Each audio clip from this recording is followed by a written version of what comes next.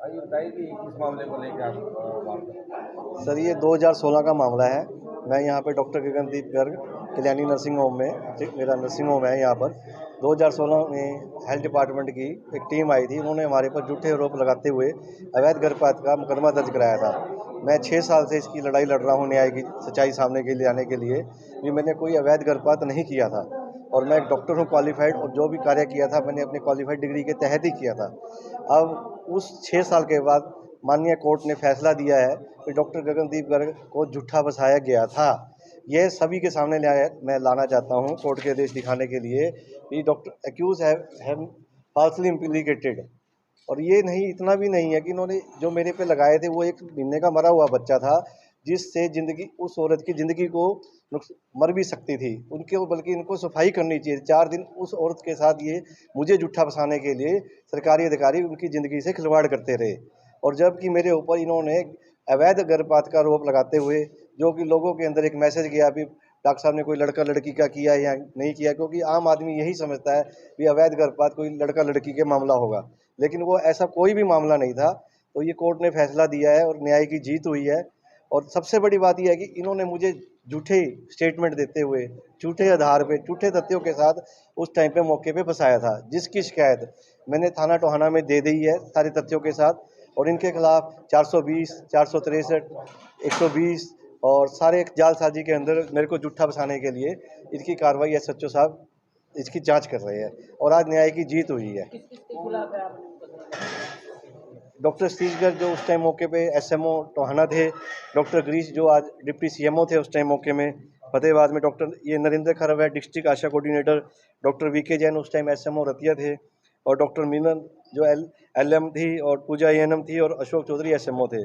इन लोगों ने झूठे दस्तावेज तैयार किए। इन्होंने, नरेंद्र खरव ने एक दस्तावेज लगाया भी हमें 5,000 रुपये आर्थिक मदद के लिए दिए गए हैं सीएमओ के द्वारा, जबकि मैंने आरटीआई में लिया कि कोई 5,000 रुपये उनको नहीं दिए गए। इन्होंने एकदम फॉल्स एविडेंस लगाया सारे। और डॉक्टर सतीश गर्ग ने कोर्ट प्रोसीडिंग में लिख के दिया, डायरेक्टर हेल्थ ने लिख के दिया कि डॉक्टर गगनदीप के खिलाफ एमटीपी केस बनता है, जबकि कुछ भी है उन्होंने नहीं लिख के दिया था। डायरेक्टर हेल्थ ने, उन्होंने लिखा था कि कोर्ट में विचाराधीन है, जो कोर्ट का फैसला आएगा वही करेंगे।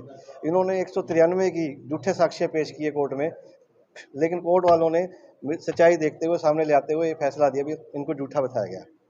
जैसे कि आप बता रहे हो कि झूठे आरोप लगाए हैं आप, तो आपको क्या लगता है ये कोई रंजिश है या कोई ब्लैकमेल का कोई? सर, इन्होंने डॉक्टर वीके जैन को मैं पहले भी लिख के दे चुका हूँ कि मेरे से 15 लाख रुपए मौके पे इन्होंने अपनी टीम के लिए मांगे थे, और जो कि मैंने इनकी 15 लाख की डिमांड नहीं दी थी, वो मैंने अभी शिकायत में लिखा है तो इनके खिलाफ ये पीसी एक्ट और मुकदमा दर्ज किया जाए। आपको क्या लगता है कि ये जो कुछ हुआ है आपके हॉस्पिटल को सिर्फ बंद कराने के लिए हुआ? बिल्कुल बिल्कुल सर, ये हो सकता है ये पूरी इनकी साजिश थी, किसी के साथ मिलकर किया होगी। हमारा अच्छा हॉस्पिटल चैरिटेबल, हम कम रेटों में सबसे काम करते हैं, और इनकी पैसों की डिमांड भी थी। ये सिर्फ अधिकारियों की मिली भगत है या आपका कोई प्रतिद्वंदी है मार्केट में? नहीं, अभी तक तो मुझे तो अधिकारियों की लग रही है, प्रतिबंधी का कोई नाम सामने आया नहीं है। जब ये जांच होगी, मैंने जो शिकायत दी है उसके सामने सारा खुल के आएगा। तो आपको कोर्ट के द्वारा कोई नोटिस दी गई है क्या डिसीजन के अंदर अधिकारियों के खिलाफ भी कोई शिकायत दर्ज करने के लिए कोर्ट के द्वारा? उन्होंने, कोर्ट ने ये देख दिया है फाल्सली इम्प्लीकेटेड किया हुआ है, क्योंकि वो जो कोर्ट में केस किया था अधिकारियों ने दिया था, और मैंने लिख के दिया था मुझे झूठा फंसाया गया। कोर्ट ने मेरे एलिगेशन प्रूव कर दिया भी हाँ भी मुझे झूठा फंसाया गया।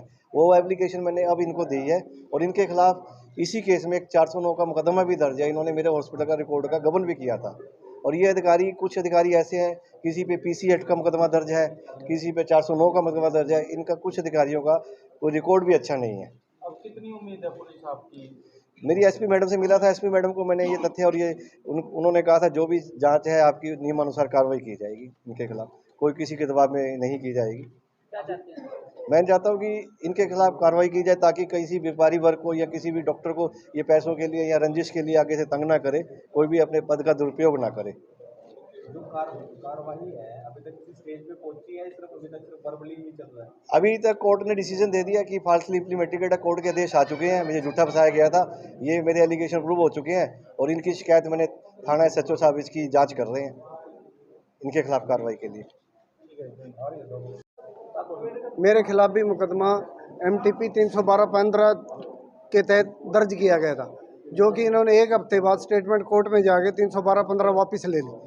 अब मुद्दा ये था भाई, मृत भ्रूण इन्होंने वो कहा भाई हमें बरामद हुआ, पर 29/12/17 को इन्होंने रेड मारी थी।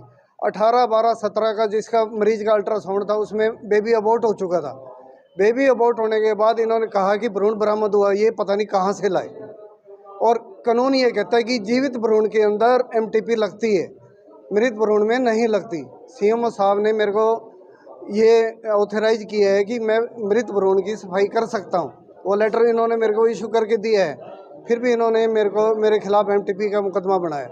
तो हमने भी एसपी साहब से मिले हैं, एसपी साहब को अपनी ग्रीवेंस दी है भाई हमारे खिलाफ ये मुकदमा क्यों दर्ज किया गया। कोर्ट ने जो जजमेंट है वो बताइए। कोर्ट ने जजमेंट दी है, इन्वेस्टिगेशन वाज शूडी एंड हास्टी भाई, तुच्छ जांच थी और मिसकंसीव परसेप्शन था भाई, गलत धारणा थी। ये कोर्ट का जजमेंट है।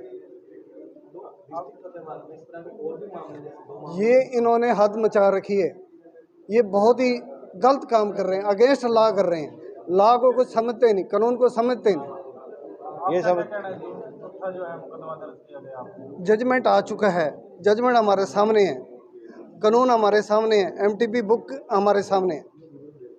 क्या लगता है कि जो ऑफिसर ऐसे मुकदमे दर्ज कर रहे हैं, जो जानकारी के अभाव में की हो चुकी है, जानबूझकर किए जाए। धारणा तो एमटीपी बुक लॉ कहता है, आईपीसी बनी हुई है, गलत मुकदमे इनकी धारणा ही गलत है। क्या चाहते हैं सर आप? न्याय। इनकी आय की संपत्ति की जांच भी की जाए इनके साथ के साथ।